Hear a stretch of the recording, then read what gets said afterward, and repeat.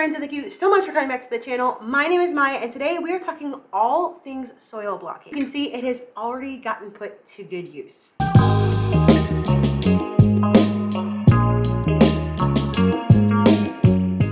Now let me tell you the reason why I'm switching from those cell trays to soil blockers. Number one, so many issues with root-bound plants, and they kept spinning.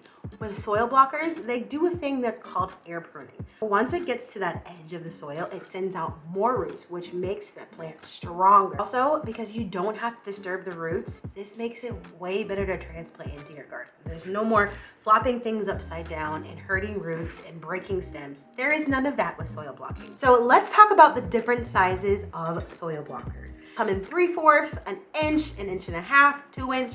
Today I have the 3/4 and the 2 inch. There is a little dibbler that goes inside of here that makes a perfect block that this can fit into. Literally, you'll put it together just like Legos. So I'm gonna show you just how easy it is to make soil blocks. Literally, they look like little soil brownies. They bring my heart joy, and they are gonna help me start so many seedlings this year. As always, you wanna make sure that you start with pre-moistened soil. So you're gonna make sure that it is wet enough that it holds water, but not too wet that the water is squeezing out. So when you find that perfect medium, you are set to go and use your soil blocks. One thing that I have found that is very helpful when using soil blocks is making sure that you use a flat bottom.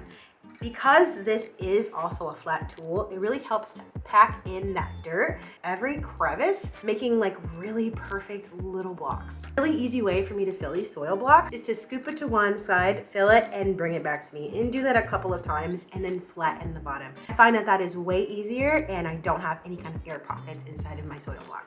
You've made your soil block, it is now time to press, which to me is the funnest part. All you're gonna do is squeeze down the handle, lift up, and voila, you have a soil block to fill with whatever seeds that you want to. So after we have had all of our soil blockers made, you want to make sure that you are watering them right way. I have my soil in these little 10 by 20 trays, what I would use to grow our microgreens, and they are 2 layers. So I have one, so the top one has holes and the bottom one does not have holes, and it holds water. Now, you're not going to want to touch anything up top, especially when you're starting seeds. It is going to be way better for your seedlings for you to bottom water. Now, bottom watering is one, going to preserve your soil blocks, but 2, it is going to make your plants healthier. They're going to reach down deep to get that water, and in turn, it's just going to help your plants. The ease on which it gives me to start so many seeds in such a small place is just everything. I hope that if you are starting seeds this year and you're trying to ditch the plastic, that you would give soil blockers a chance. You will see that these cute little brownies,